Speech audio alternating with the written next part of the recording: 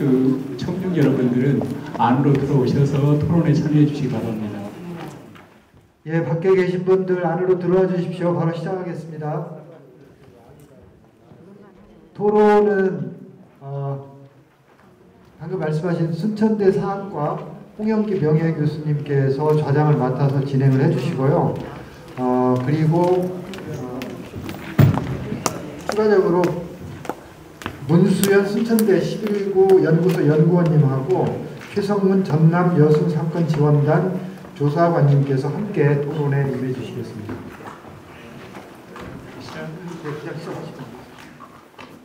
토론 시작하겠습니다.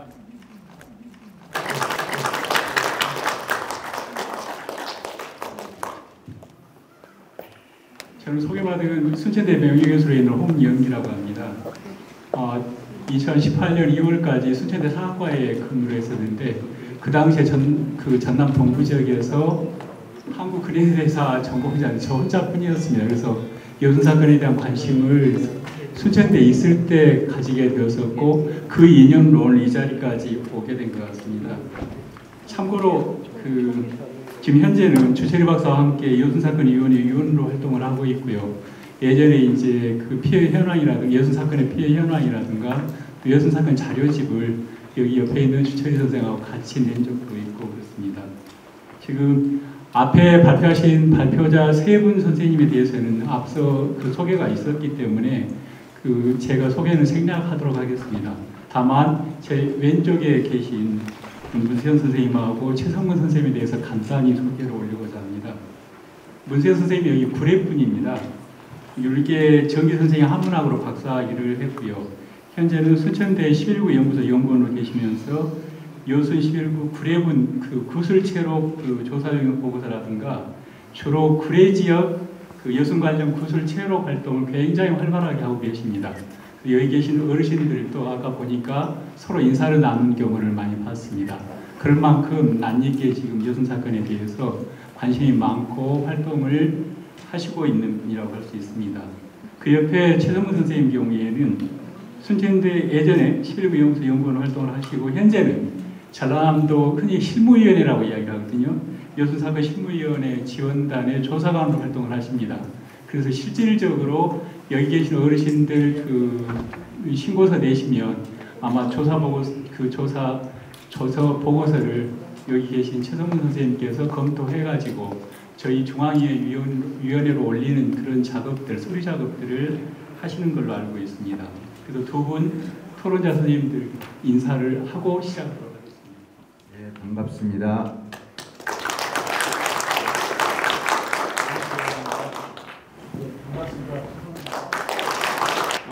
서중석 교수님이 계셨더라면 몇 가지 더 우리 45년에서 48년 사이 여순 사건이 일어난 시기까지의 전체적인 정치적인 상황이라든가 또는 역사적인 어떤 당시의 상황 이런 것들을 좀 말씀을 더 드리실 수도 있었을 텐데 개인적인 사정으로 이미 가셨기 때문에 대체로 서중석 선생님에 대한 발표지에 대한 토론은 이루어지지 않을 것 같고요.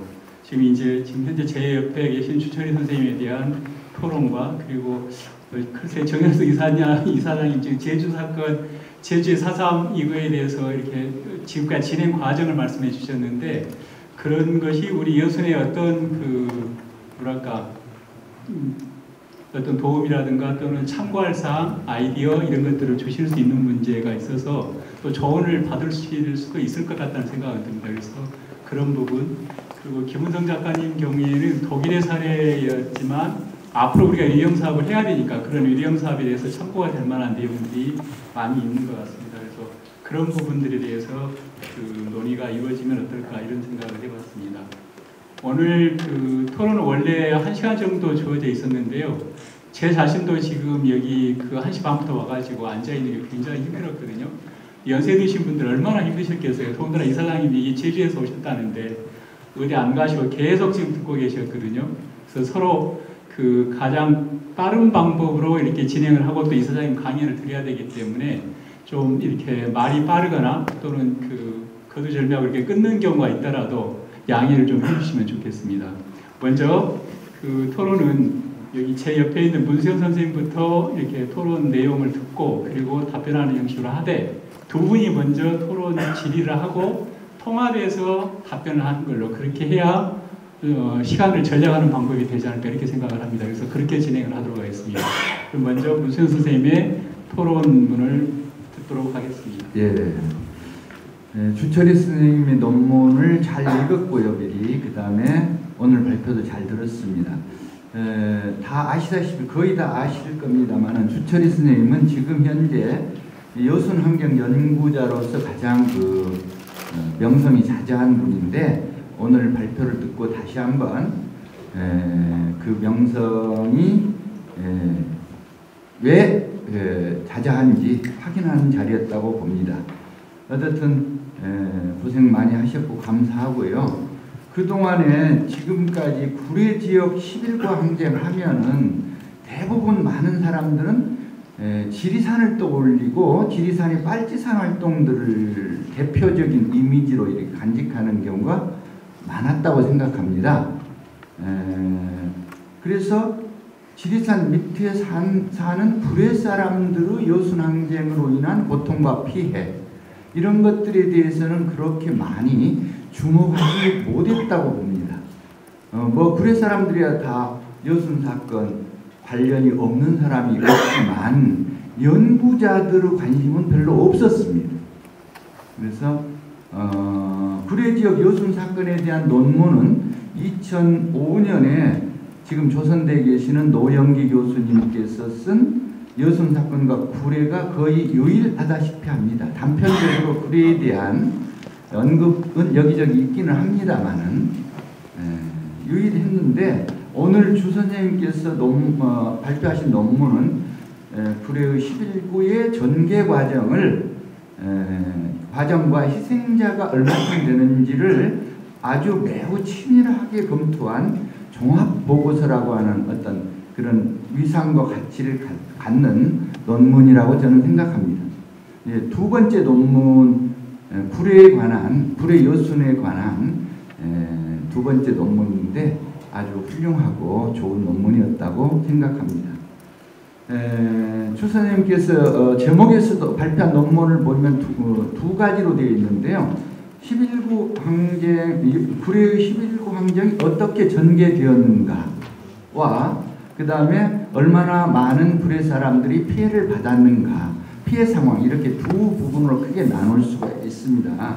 그 중에서 피해 상황 중에서 그동안에 여러 글들에서 연구들에서 부정확하거나 논란이 될 수 있는 내용들을 충분히 우리 주 선생님께서 근거와 자료를 가지고 명쾌하게 해결해 주신 부분들이 꽤 많습니다. 그 중에서 간문국민학교로 수많은 민간인을 연행해 가지고 11월 22일 날 이른바 간문천변 학살 사건이 있었는데 그 인물이 저는 백인염인가 이렇게 대충 알고 있었는데 12연대 김일수대라는 사실이 저는 눈에 들어왔고요.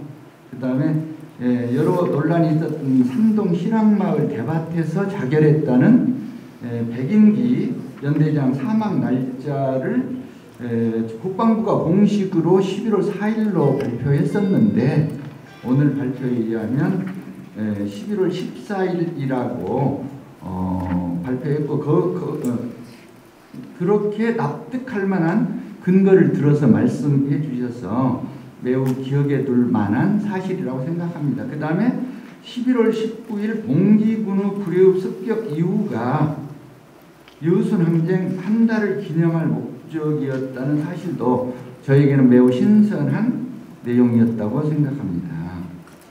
그리고 이제 아마 11월 백인기 연대장 사망 날짜를 저도 좀 헷갈려서 찾아봤더니 그때 당시 신문에 11월 4일로 돼 있었고 국방부에서도 그렇게 발표해서 제가 매천 도서관에서 구례 여순 이렇게 강좌를 열면서 4일인가 14일인가 논란이 돼가지고 제가 신문을 근거로 4일이라고 이렇게 말씀을 드렸었는데 우리 여기 이송무 선생님 안 오셨는데요.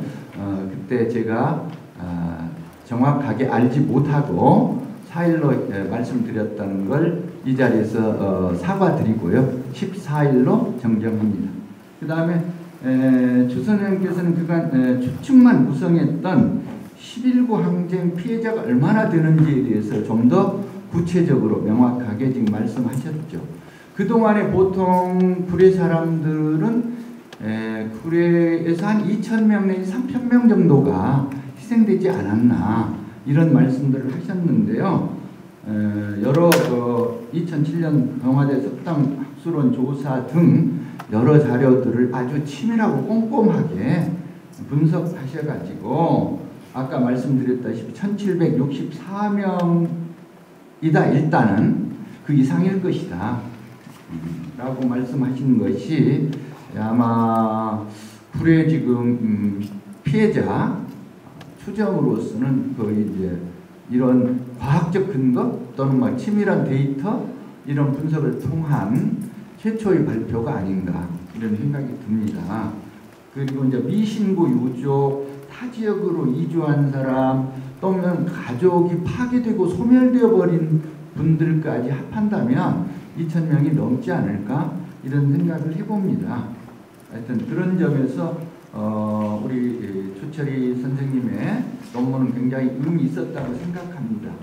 그 다음에 다른 지역의 경우 군경에 의해서 학살당한 사람이 한 70~80% 되는데 구례는 64%다. 그래서 지리산 아래에 위치하고 있어서 구례가 다른 지역에 비해서 좌익 세력에 의한 학살이 상대적으로 높다는 분석도 좀 의미 깊고 유의할 만한 저희들이 기억할 만한 그런 발표였다고 생각합니다.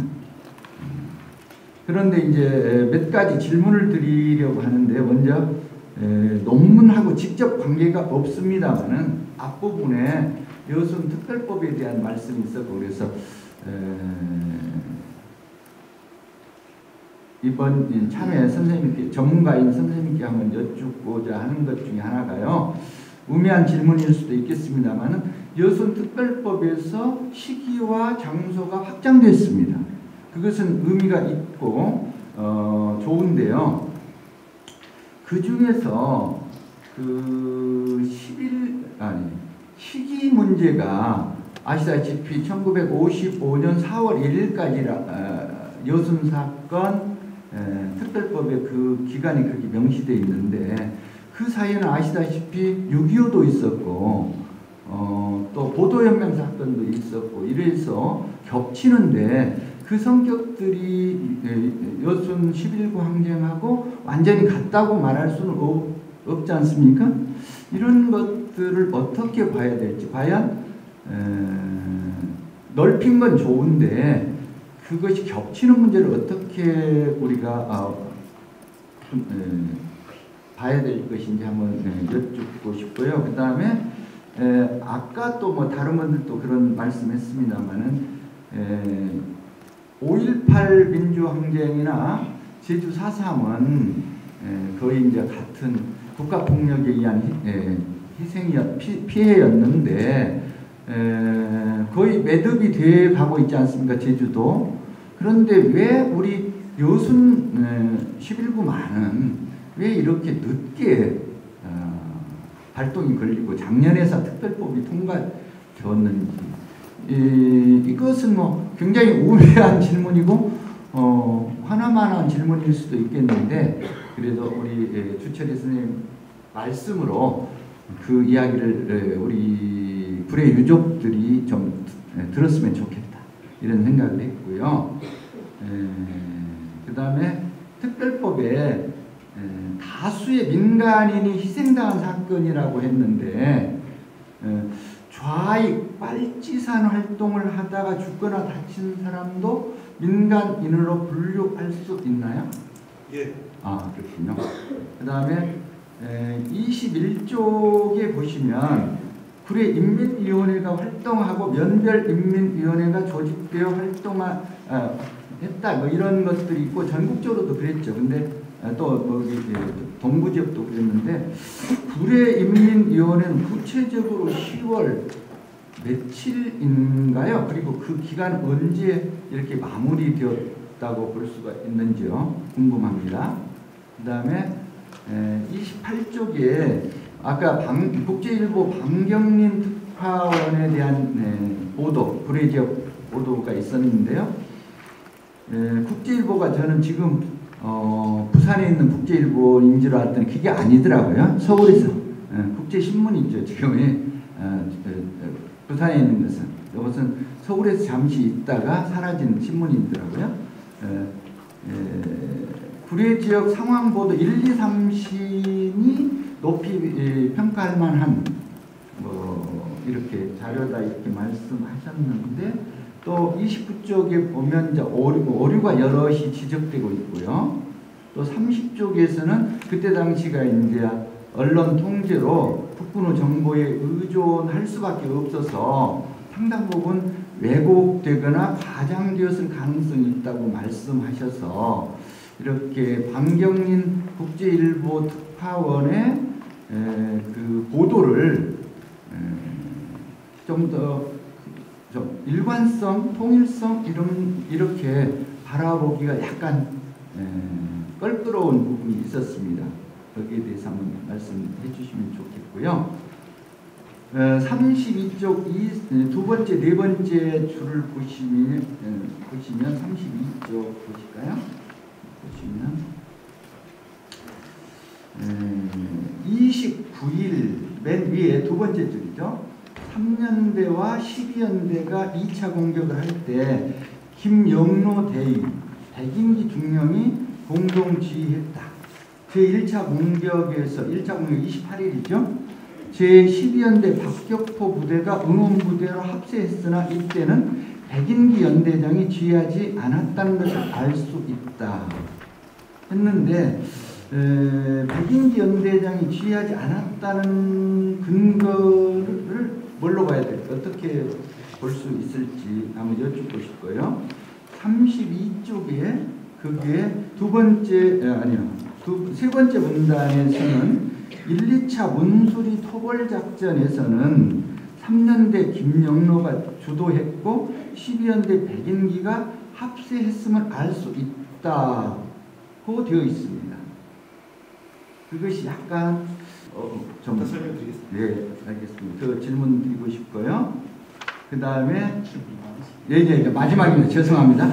백인기 연대장의 죽음과 관련해서 11월 18일 국방부는 왜 사실과 다르게 사망일을 11월 4일로 발표했을까요? 노영기 선생의 논문에 의하면 55쪽에 뭐라고 되어 있냐면 11월 초 산동면 일대에서 발생한 민간인 학살을 덮으려는 이유에서 그랬을 것이다 라고 추정하는데 주철희 선생님께서도 동의하시는지 여쭙고 싶습니다. 이상입니다. 지금 문세영 선생님께서 질문하신 것은 주철희 선생님께만 질문하신 거예요? 예, 일단 그렇습니다. 일단이라고요? 아니 간단하게 다른 분께 있으면 간단하게 좀 말씀. 간단하게 하나만 말씀드리겠습니다. 아까 우리 김문성 선생님 발표 잘 들었습니다.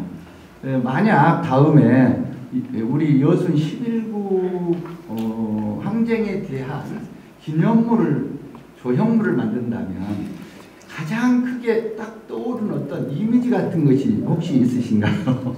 예, 잘 알겠습니다. 일단 그러면 질문은 거기까지 듣도록 하겠습니다. 그러면 최 선생님. 네, 실험함에서 주어진 준비해온 발표문을 읽도록 하겠습니다. 토론을 읽도록 하겠습니다. 정현순 이사님의 발표를 잘 들었습니다.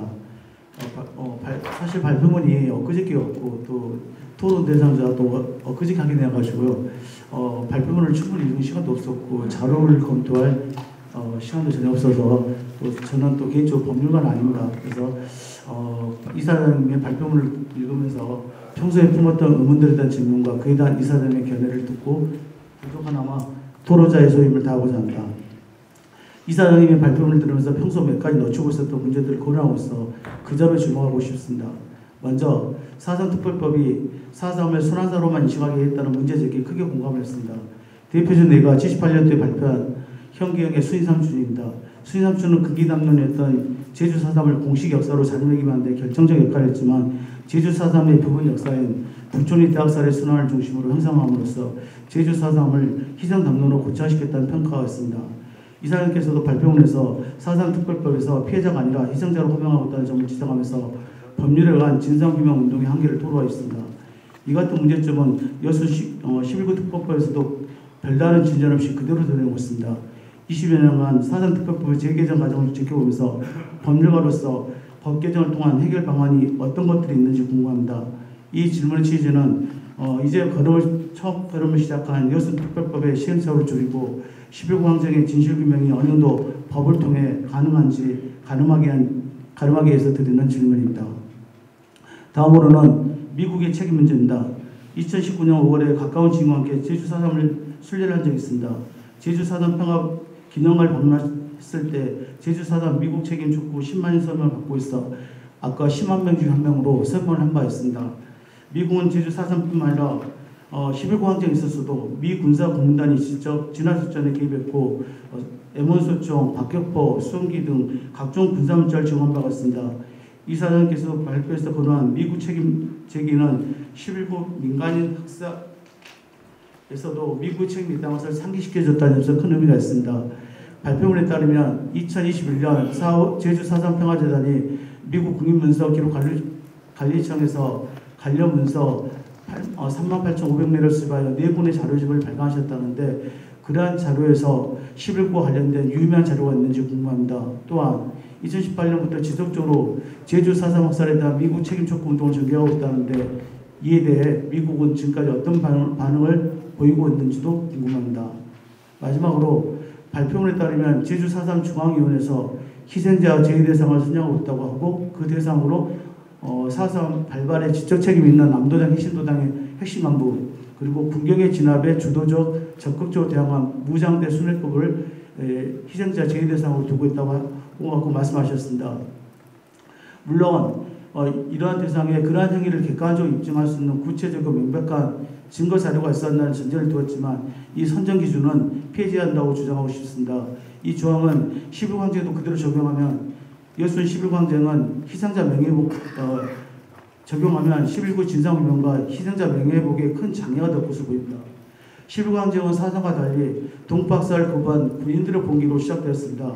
헤아릴 수 없는 많은 희생자들 중에 봉기군이 다수 있을 수 있습니다. 이에 대한 이사장님의 견해가 무엇인지 궁금합니다. 분단의 역사성이 배제된 채 희생자만이 강조되고 있는 현재의 과거사 해결 방식이 한계점 도달했다며 새로운 모색이 필요하다는 시점이라는 이사장님 문제 제기에 크게 공감하며 질문을 마칠까 합니다. 이상입니다. 고맙습니다. 최동규 선생님 혹시 다른 선생님께는 질문이 없습니까? 없습니다. 아니, 제 주된 잘 알겠습니다. 네, 서준석 교수님께서 가보셔가지고 예. 우리 이야기를 많이 하고 싶었는데 대체로 두 분 맡기로 했었거든요. 발표자 4분이고 토론자 2분이어서 두 분 맡기로 했는데 오늘 서준석 교수님이 빨리 가셔서 그걸 이제 생략하는 걸로 그렇게 되어 있습니다. 굳이 제가 요약을 하지 않아도 될 것 같습니다. 지금 토론 요지들을 들으셨고 또 제가 방청석에서 받은 게 하나 있는데 이것까지 추가로 말씀을 드리고 답변을 듣는 걸로 그렇게 하겠습니다. 방청석에 계신 백정욱 님이 말씀하시는데요. 주철희 선생님께 질문하셨습니다. 두 가지로 말씀을 하셨는데요. 여순 11구 항쟁 당시 제14연대의 정체성을 지금은 어떻게 정의하는가? 그거 한 가지 하고요. 두 번째는 14연대에 근무한 희생자 유족은 희생자의 범주에 포함할 수 있는가? 이 두 가지입니다. 그래서 이것까지 포함해서 질문을 가장 많이 받으신 주철희 선생님께서 아주 간단히 요약할 수 있도록 그렇게 질문을 받도록 하겠습니다. 일단 질문에 대한 요지를 듣고 하겠습니다. 예. 저는 43년생입니다. 그래가지고 이번에 이 사건을 안 지 한 75년 만에 처음 접하니까, 진상 접하니까 저로서는 상당히 당황스럽고 해안이 많습니다. 그래서 오늘 이런 포럼 자리를 마련해 주신 여러분들께 감사를 드립니다. 근데 저는 외삼촌이 14연대에서 근무를 했었습니다. 그래가지고 근무를 하다가 행방불명이 돼가지고 그동안 제 조그마한 마음 한구석에 죄의식을 많이 느끼고 있었어요. 그래서 그때 과연 지금 그 14연대 그 당시 반란군들을 올라가서 정체성을 어떻게 정의하는가를 알고 싶고, 또 거기에 대한 이번 피해 가족들의 그 진상을 받아들이는데 그것이 포함이 될 수 있는지 없는지 상당히 궁금했습니다. 지금 이 질문지 주신 어르신이죠? 네. 예, 잘 알겠습니다. 네. 예, 방금 그 질문부터 답을 해드리겠습니다. 위원회가 보는 눈과 연구자인 제가 보는 눈이 다를 수 있습니다. 연구자인 관점에서 보면 14인대 군인들은 분명 봉기군이었다고 보여지고 있고요. 그들의 정체성도 마찬가지 봉기군 관점으로 보는 것이 맞다고 저는 보고 있습니다. 두 번째, 14인대 근무에 희생한 분들, 유족들은 희생자의 범죄에 들어갑니다. 저희 법에는 제주 4.3에서 적용했던 희생자 제외 대상이라는 것이 없습니다. 저희는 이번 제3차 회의에서 그 제주가 갖고 있었던 희생자 제외 대상을 저희는 전혀 포함하지 않았습니다. 그렇기 때문에 여순과 관련된 어떠한 군인, 경찰, 그 누구도 전부 다 희생자에 신고할 수 있습니다. 그리고 이제 문수현 선생님이 질문해 주신 것은 진짜 너무 답변할 게 많습니다. 그런데 이거 다 답을 하려면은 저한테 한 1시간 정도 주시면은 제가 차후히 설명을 해드릴 수 있는 것 같은데요. 그러긴 좀 그러고, 이제 시기가 우리가 55년 4월 1일까지다 보니까 6.25 전쟁하고 겹친다, 이렇게 되고 있는데, 실제 전남 지역에서 보도연맹은 이 보도연맹에 가입하게 된 이유가 거의 다 여순입니다. 여순으로 인해서 혐의자, 구역자 이런 것들로 인해서 전부 다 지금 되기 때문에 우리 지역에서는 보도연맹은 전부 다 여순으로 분류하고 있습니다. 그렇게 해서 저희들이 하고 있고요. 그 다음에 이제 6.25 전쟁 과정에서 그러면 좀 불확실한 부분들이 있습니다. 근데 일단은 우리 법이 1948년 10월 19일부터 55년 4월 1일 전라남도, 전라북도, 경상남도 이 지역으로 했기 때문에 이 공간의 범위에 들어온다면 우선 신고를 받고 저희들이 철저하게 그것들이 우리 사건과 되는지 안 되는지를 판단하려고 그럽니다. 그래서 모두 신고가 가능하다라는 걸 말씀을 드리고요. 그 다음에 제주 4.3과 5.18 이런 것들에 비해서 여순이 늦었다, 이 답은 안 하겠습니다. 왜? 이건 너무 굉장히 오래 해야 될 이야기인 것 같습니다. 그래서 이건 좀 뛰어넘겠습니다. 그 다음에 활치상 활동했던 모든 분들 신고할 수 있습니다. 저희들은 다 신고 가능하고요. 그 다음에 구례가 인민위원회가 활동한 날이 언제냐. 대체적으로 보면 구례는 10월 20일 여순이 봉기가 발발했다 그러면 구례경찰이 전부 여수 순천으로 파견되게 됩니다. 그러면서 구례군청과 경찰서가 텅 비어지게 됩니다. 그래서 10월 20일 오후 시간, 10월 21일 이 시간에 구례군의 인민위원회는 전부 다 구성되어진다고 보면 될 것 같고요. 그 다음에 방경림 기자의 기작을 가지고 좀 오류다 어쩌다 이런 말씀을 해주셨는데, 이제 제1신과 2신은 곡성에서 제가 썼다고 했습니다. 자기 본인이 실제 구례 모습을 보지 않고 국방부가 발표한 내용만 가지고 발표를 하게 됩니다. 이게 그것은 다시 말하면 방경림 기자의 문제도 있었지만 국방부 기록 발표가 바로 오류였단 말입니다. 예를 들어서 구례경찰서가 불탔다고 했는데 발표를 그렇게 했는데 기자가 와서 보니까 불이 안 타 있었거든요.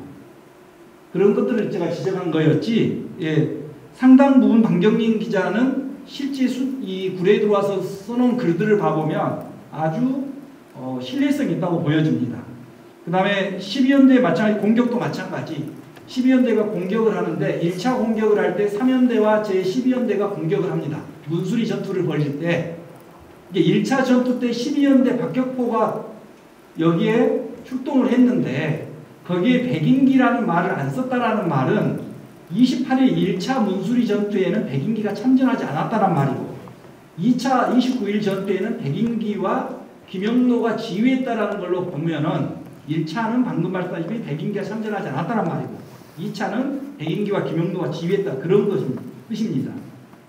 그 다음에 백인기 연대장 죽음과 관련되어져서 이것을 가지고 산동면 일대의 민간인 학살을 덮었다. 저는 그렇게는 보지 않고 있고요. 아까도 말씀드렸다시피 산동면의 학살은 두 가지 때문에 일어났다.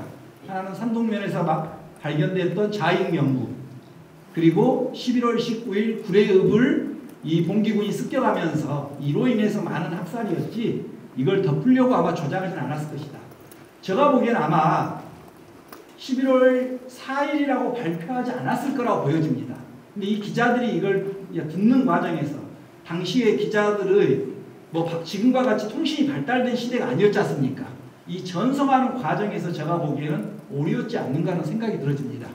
그래서 특별히 정부가 이 민간인 학살을 덮으려고 4.15 발표하지 않았고 아마 오류적이지 않는가라는 생각이 들어집니다. 실제 이제 제가 앞서 말씀드린 저 발표문에 좀 수정해야 될 내용이 많습니다. 제가 보기에 연도 글자도 빨리 하다 보니까 좀 잘못된 것들이 있었던 건 제가 바로 잡아서 발표를 하게 될 때는 발표를 하겠습니다. 예, 이상입니다. 네, 고맙습니다. 아마 질문이 더 있을 거라고 생각을 합니다만 일단은 이걸로 그 답변을 마무리하고요. 두 번째는 정현숙 이사장님의 답변을 듣도록 하겠습니다. 좋은 질문 감사드립니다. 저도 아까 말씀드렸던 부분에 어떤 핵심적인 것만 찝어서 다시 한번 질문을 주셨는데요. 사실 4.3 특별법이 그렇게 물론 여러 가지로 안매장도 발굴하고 조사하라고 했었지만 결론적으로는 그 당시에 사망한 사람들을 희생자로 규정하고 폭도에서 벗겨주겠다라고 하는 것으로 주된 것으로 20년 전에 제정이 됐습니다. 그래서 저도 사실 아까 말씀드렸지만 제주 사람이 아니거든요. 근데 대학생 때 현경 선생님의 순위 삼촌을 읽고 그리고 제주 4.3을 알게 됐고 미국이 너무도 커서 몸서리 쳐지면서 사실 제주 4.3을 보는 게 늘 이렇게 암흑 속을 이렇게 들여다보는 기분이었어요. 그래서 사실 제가 아까 말씀드린 것 중에 놓친 게 제주 4.3 지금 평화기념관에 가보면 맨 마지막에 보면 잊지 않겠습니다라고 하는 게 적혀 있고 학생들이 거기에다가 다 이렇게 메모지를 붙여서 꼭 잊지 않겠습니다라고 쓴 글이 엄청나게 많이 붙어 있거든요. 그런데 우리가 무엇을 도대체 잊지 않겠다라고 하는 건가? 그 끄트머리에 가서 항상 그런 의문이 듭니다. 도대체 우리는 뭘 기억하고 무엇을 잊지 않으려고 하는 건가? 그래서 사실은 이제 이 단계에서 희생자라고 하는 것으로 돼서 명예를 회복하고 폭도에서 벗어나면 그 다음의 단계는 정말로 해방 이후에 도대체 우리나라 사람들 특히 남쪽에 여수, 순천, 광양, 제주 여기 쪽에 대구도 말할 것도 없고 한국민, 조선 반도에 살고 있던 사람들은 어떤 나라를 세우려고 했던 것인가 라고 하는 쪽으로 가야 되지 않겠느냐라고 하는 거고 궁극적으로 그런 게 법률로 만들어질 수 있겠습니까? 라고 물은다면 저는 만들어질 수 있다라고 생각을 합니다. 그래서 합의를 해서 어느 날인지 제가 살아있을 때인지 모르겠지만 나중에 우리가 통일국가가 되면 이 부분에 제주 4.3뿐만 아니라 여순을 다 묶어서 한국 현대사에서 있었던 사람들이 그 무고한 죽음과 희생에 대해서 그 부분에 대해서 화해를 하고 그리고 그 진상을 어떤 통일 한국의 입장에 놓고 밝히는 그런 새로운 법률을 만들 때 그 정의에서 희생자라고 하는 이름을 뺄 수 있지 않을까라고 하는 생각을 하고요. 사실은 70주년 때 제주 4.3 범국민위원회 쪽에서는 그래서 그 정의 부분에 있어서 희생자라고 하는 말의 부분에 있어서 배보상과 관련해서 조금 다르게 하자. 그래서 희생자라고 하는 것에서는 정말 큰 차원에서 그 당시에 남루당 간부라든지 남루당에 적을 뒀던 사람들이 다 두고 다만 국가폭력이라고 하는 부분에 있어서는 당시에 이제 48년에 국가정부 수립 이후에 일어났던 일도 있기 때문에 그 부분들에 대해서는 배부상에서는 빼는 방법 이런 방법도 강구할 수 있지 않겠느냐라고 하는 여러 가지 아이디어가 나왔습니다. 하지만 개정법에 있어서 결국은 빨리빨리 하자라고 하는 그런 생각 때문에 희생자라고 하는 정의 개념을 하나도 건드리지 못하고 그대로 두고 배부상법만 고쳐갖고 개정하는 게 됐지만 어느 날인가는 우리가 더 큰 차원에 있어서 화해하고 상생을 그 법률의 큰 일조에다가 넣는 법률을 꼭 만들 수 있을 거다라고 생각을 하고 있고요. 미국의 책임 문제는 사실은 다 아시겠지만 미국이 지금까지 미국의 건국 이후에 전 세계적으로 벌였던 학살, 그 다음에 공작, 고문 이런 것들에서 사과한 게 거의 없습니다. 우리나라에서는 아시겠지만 노근리 사건에서 하면서 일부 위로금을 주겠다 이렇게 떼던 이야기가 있고요. 4.3 문제에 대해서 미국은 전혀 이야기를 하지 않고 있습니다. 평화재단에서 그 5건의 그 미군 자료 집은 만들었지만 사실은 이 부분은 아까 말씀드렸지만 공식적인 국가조사 보고서는 아니에요. 다만 자료를 모은 것이고 저도 그래서 받았는데 사실 죄송합니다. 제가 다 그게 너무 두꺼워서 한 이 정도 되거든요. 읽지를 못했고 보도자료에 나와 있는 것들 중에서 당시에 제주도민들에 대해서 미군정이 파악하고 있었던 것, 남로당의 그 움직임이라든지 그 당시에 그 학살 사건들에 대해서 미군이 보고 있던 시선 이런 것들에 대해서만 쭉 나와 있고 여순이 있는지는 모르겠습니다만은 아마 이제 여순위원회에서 그 자료들도 가지고 유용하게 쓸 것이라고 생각하고 무엇보다도 더 구체적으로 몇 명이 학살당하는데 어떻게 개입했느냐 상관없이 여순과 4.3의 큰 배경을 이루고 있는 당시의 전국 상황에 대한 판단에는 도움이 될 거라고 생각합니다. 그래서 그게 궁극적으로는 다시 그 우리 여순 봉기를 일으킨 군인들의 그 당시의 결단이라든가 그런 상황에 대해서 하나의 근거를 마련하지 않을까 생각을 하고 있습니다. 아까 그 말씀하신 것 중에 지금 우리 주 선생님께서 여순위원회에서는 빨치산을 배제하지 않고 있다. 그런데 제주 4.3에서는 남로당 핵심 가부를 배제하고 있다. 그 반면에 이렇게 하고 있지 않다라고 얘기를 하셨는데 사실 법령에 있어서는 똑같이 규정하고 있습니다. 제주 4.3에 있어서도 희생자란 이렇게 해서 희생당 사람을 말한다라고 했을 뿐이지 누구누구를 제외하겠다라고 하는 것을 법률이 한 적이 없어요. 그래서 그 당시에 2002년에 헌법재판소에 위헌소송에 갔을 때도 위헌소송을 제기한 우익 인사들이 얘기하는 게 이 법률 자체가 폭도들을 정당화시켜주는 법률이다라고 했을 때 헌법재판소에서 법률 자체는 아무 말도 안 하고 있다. 남로당 핵심 간부가 거기에 포함될지 포함이 안 될지는 법률이 정하고 있는 게 아니라 위원회가 판단하는 거다. 이렇게 정해서 너희들은 지금 법률을 위헌이라고 했는데 법률을 아무것도 안 정하기 때문에 이건 문제가 안 되고 이런 소송은 되지 않는다라고 해서 각하시킨 거거든요.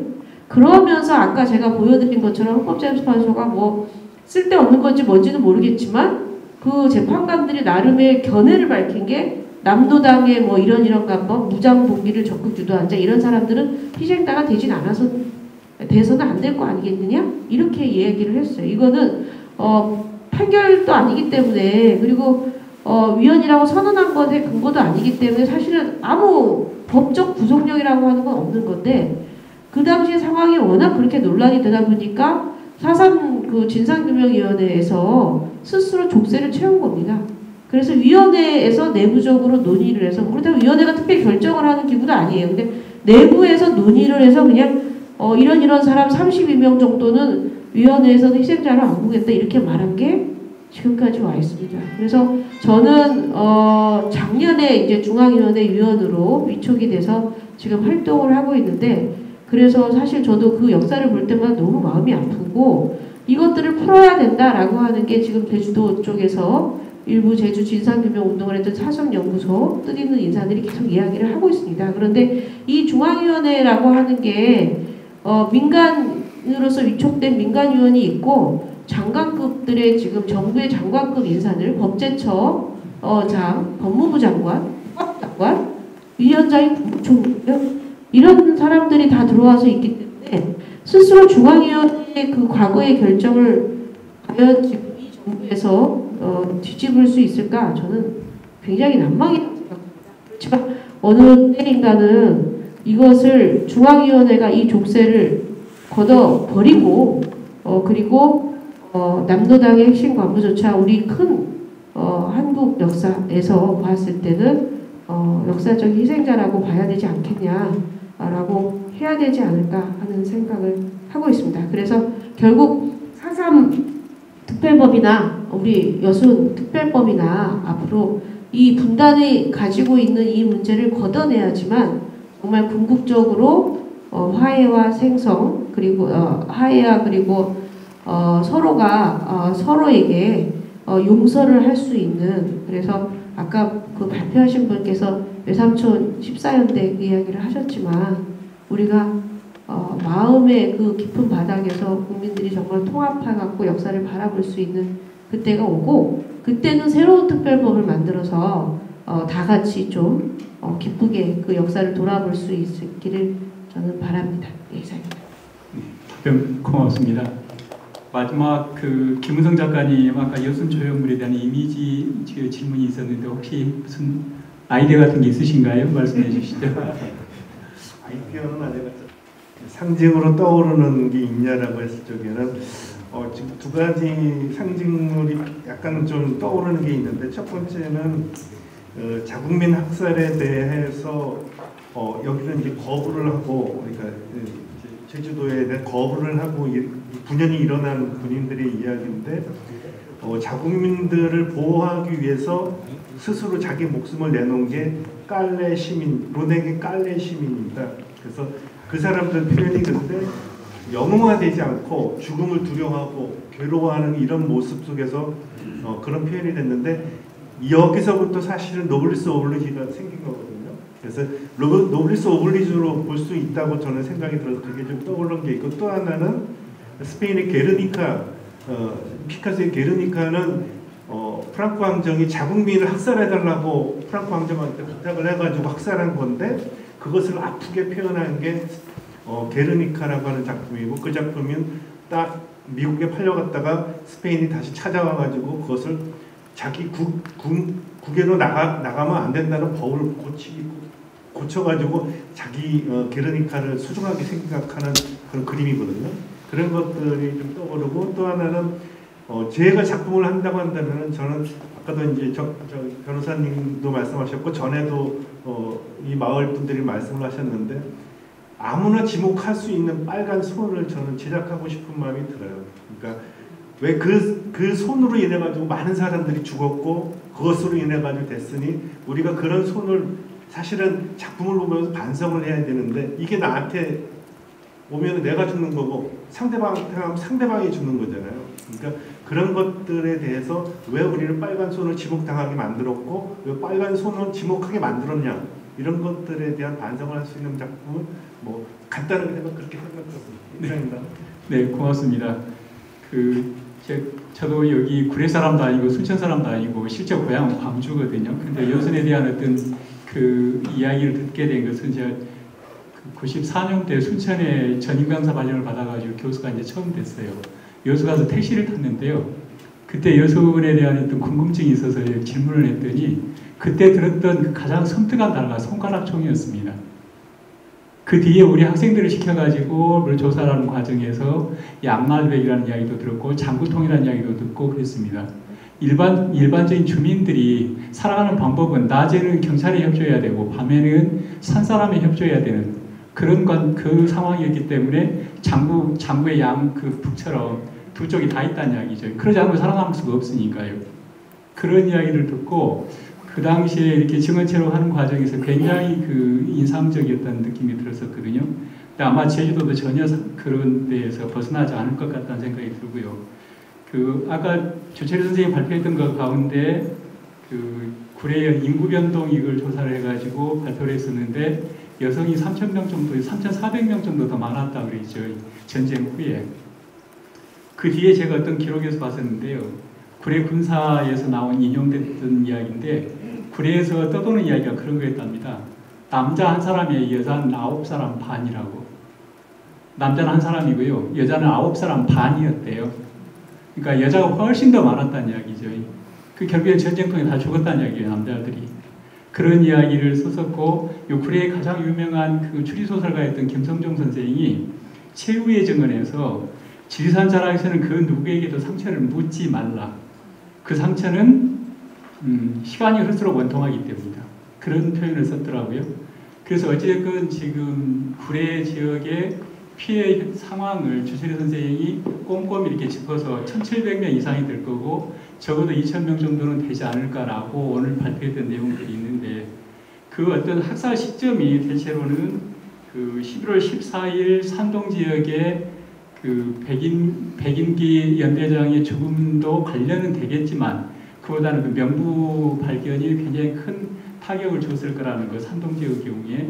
다음에 나머지 이제 구례 경우에 11월 19일 날 그 김지혜 군대의 그 공격이 결국엔 그 이후에 민간인 학살로 이어지지 않았느냐. 그러니까 결국에는 11월 중순 이후에 구례 전 지역에 그런 민간인 학살이 훨씬 더 이렇게 포괄적으로 이루어지지 않았는가, 그런 그 이야기였거든요. 근데 지금 현재는 그 논문이 아직 완성이 되지 않았기 때문에 앞뒤가 좀 앞반 부분도 있고 날짜가 틀린 부분도 있어서 마지막에 이제 고쳐서 어디 발표되는 걸 보시면 그걸 통해서 말씀을 하시는 게 가장 바람직하지 않을까 이렇게 생각이 되고요.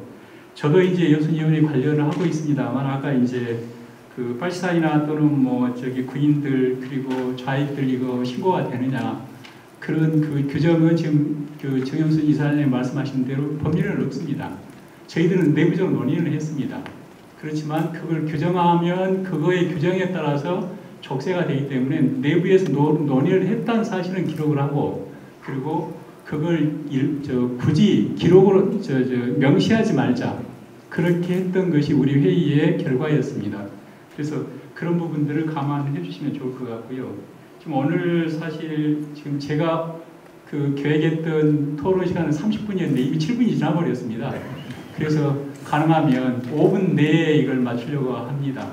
혹시 토론 선생님 중에서 또 한두 가지라도 궁금하신 궁금한 건 아닌데요. 예. 아까 이 구례 지역이어서요. 제가 또 조사관으로 있다 보니 그러니까 통계 자료에 좀 누락된 부분이 있어서 말씀 좀 올리고자 합니다. 지금 아까 그 구례 지역 피해 지역 그 통계를 내는 데 있어서 지금 저희들이 아까 지금 이제 19일 이렇게 10월 19일 날짜로 구례군에 접수된 게 505명입니다. 505명이고 하나 지금 또 쳐버리고 있는 게 허술한데요. 저희 도로 접수된 것들이 있습니다. 저희 도로 접수된 게 624건입니다. 그 624건은 뭐냐면 이 전라도를 떠나서 타지에 사신 분들이 접수한 건데 그 중에서 구례에 해당되신 분들이 75명 있으십니다. 그러니까 합하면 대략 600명 가까운 분들이 지금 구례군에 접수를 하셨고요. 2007년도 과거 일기 진화에서 용역사업에서 대략 1,300명이라면 약 2분의 1이 지금 현재 신고를 했다고 보시면 될 것 같습니다. 그리고 또한 또 통계 자료에서 또 놓치고 있는 게 2020년도에 이 앞에 계시는 회장님께서 주도하셔서 저희 구례군에서 용역 사업을 한 적이 있습니다. 녹화 체력 사업을 한 적이 있습니다. 그때 참여했던 분들이 60명이 있습니다. 그리고 2021년도에 전라남도 녹화 사업을 통해서 구례군에 참여했던 분이 19분이 있습니다. 그걸 합하면 79명이고요. 오늘 아까 통계 자료에서 그 전라남도에 접수했던 75명과 녹화 사업에 참여했던 79명을 합하면 154명이라는 추가 인원이 있습니다. 물론 중복된 부분이 있겠지만 이 부분을 합해서 자료에 반영해 주셨으면 고맙겠습니다. 네, 고맙습니다. 그 지금 질문 안 하시면 아마 집에 안 가시려고 하실 분이 지금 한두 분 계신 것 같네요. 간단하게 말씀을 해주시죠. 김동권입니다. 여순 관련 학술대를 가면 여순 황제의 성격을 규명할 때 늘 나오는 이야기라서 궁금해서 말씀드립니다. 서중석 선생님 가셔가지고 그 질문하지 말라고 했는데 어쩔 수 없이 질문 드리겠어요. 3쪽에 보면 여순 항쟁을 설명하는 그 셋째 줄에 남로당 프락진 지창수 상사 등이 선동에 따라 일으킨 반란 사건 이렇게 규정을 하고 여기저기 학술대 때 그런 이야기가 많이 나옵니다. 화사관 주동설이냐? 아까 주 박사님께서는 강교 주동설을 말씀하셨거든요. 그래서 그 점에 대해서 우선 하나 질문을 드리고 싶고 김문성 선생님께 또 질문 하나 드리겠습니다. 삼창 함양 추모공원에 가면 가해자들을 연대장, 부연대장, 대대장, 중대장 이렇게 4명을 부조로 해서 벽에다 딱 박아놨습니다. 김정원을 포함한.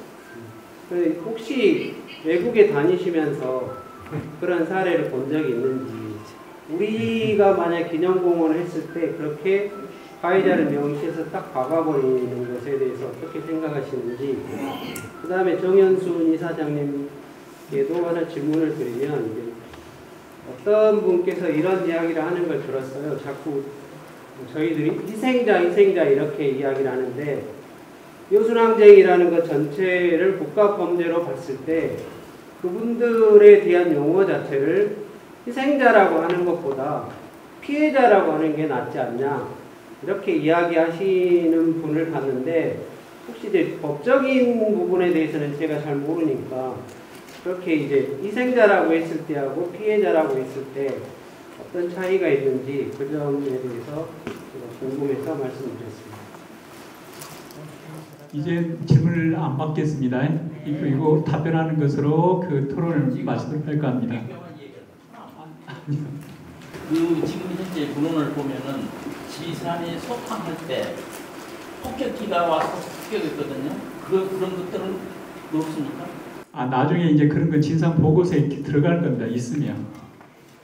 답변 그 차례대로 하시죠.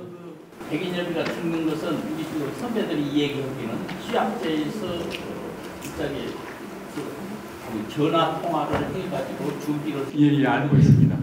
또 올라오다가 거기서 이제 몰살해서 가서 권총으로 자살했고, 그리고 자살하는 것을 시체를 잘 모셔가지고 백선여비가 와서 더 많은 사람을 죽이려다가 그것을 보고 시체를 잘 모셨기 때문에 학살을 중지했다. 이렇게 지금 현재의 우리들한테는 전달되고 있거든요. 예, 일단 백인기 연대장이 죽음과 백선여부 전혀 관련 없고요. 백인기는 제12연대 연대장이었고 그 부연대장은 백인엽입니다. 그래서 백선여부와는 관련 없는 것 같고요. 이제 저한테 질문이 그거였습니다. 14연대 병사들이 남로당 프락치 연대 인사계 지창상사 선동으로 반란을 일으킨, 여기 계신 분들에게 많이 부탁드리고 싶습니다. 우리가 14연대 군인들을 일반적으로 반란군이라는 명칭을 많이 쓰고 있습니다. 특히 유족분들도 아무 생각 없이 그렇게 쓰고 있습니다. 그래서 자제해 주셨으면 좋겠습니다. 우리가 지금부터 바꿔가면 세상은 바뀌어지는 겁니다. 근데 우리가 지금부터 계속적으로 그렇게 쓰게 되면 계속 반란군이 되는 겁니다. 우리 법에 여순을 반란이라고 명기하지 않았습니다.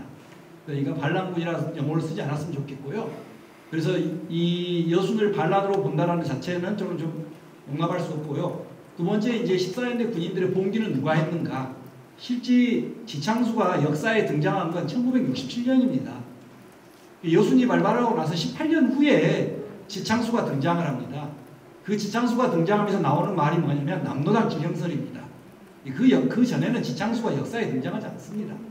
1948년 당시 모든 기록에는 김지회, 홍순석, 이기종, 특히 김지회, 그래서 이 세 명의 중위가 주도를 하게 돼 있고, 우리나라 국군들도 모든 기록에 이 세 사람의 이름이 정확하게 명기되어 있습니다. 그래서 여순의 항쟁의 시작점은 이 14연대의 세 명의 중위 그리고 몇 명의 장교가 더 있었을 것으로 보여집니다. 근데 그 나머지 사람들은 아직까지 명단이 명확하지 않기 때문에 제가 말씀을 못 드리고요. 그래서 지창수 선동설은 아니다, 이렇게 말씀을 드리겠습니다. 정현수 이사장님 혹시 희생자와 피해자? 네, 이게 사실은 법률적으로는 사실 그 아까 말씀드린 것처럼 불법행위 국가폭력 그러면은 사실은 피해자라고 하는 게 법률 용어로는 피해를 입은 사람 이렇게 돼 있고, 그게 이제 적법한 피해냐 불법적인 피해냐 이렇게 하는 게 정확한 법률 용어인데, 희생자라고 하는 것은 사실 법정에서는 쓰지는 않는 말입니다. 피해자라고 하는 거는 판사도 쓰고 변호사도 쓰고 하기 때문에 정확하게 한다고 하면 사실은 우리가 국가폭력에 희생된 사람을 만약에 얘기하면 국가폭력 피해자 이렇게 하는 게 오히려 더 정확한 법적 용어일 텐데, 사실은 희생이라고 하는 거는 문헌적으로는 그 개념이 피해뿐만 아니라 어떠한 무언가를 위해서 바쳐진, 우리가 재물을 희생하거나 내 피를 희생하거나 이런 말을 쓰잖아요. 그래서 사실은 법률 용어가 아니라는 겁니다.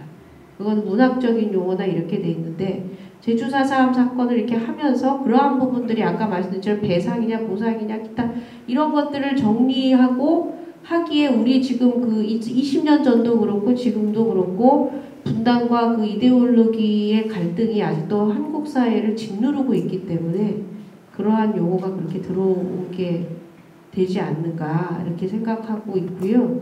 그래서 궁극적으로 나중에 다시 한번 이런 것들을 쭉 돌아보는 그런 우리 계기가 뭐 통일이든 남북 화해든을 통해서 있었으면 하는 생각입니다. 예. 네, 고맙습니다. 마지막으로 김문성 작가님 간단하게 말씀해 주시죠. 예, 그 가해자를 그렇게 조각으로 형상화시킨 것은 거의 못 봤고요. 혹 가끔 이제 그림에서 풍자화나 상징적으로 묘사되는 것을 봐왔습니다. 네, 고맙습니다.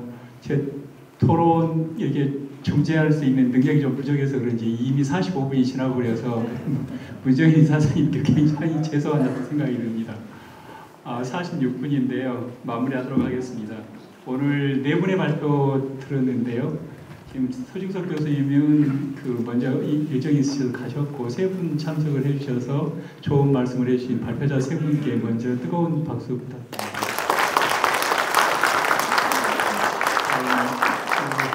발표자보다 더 준비를 많이 해오셔가지고 이것저것 굉장히 많은 말씀을 해주신 문수연 그리고 최성문 선생님께도 토론해주신 그 고마움으로 박수 부탁드립니다.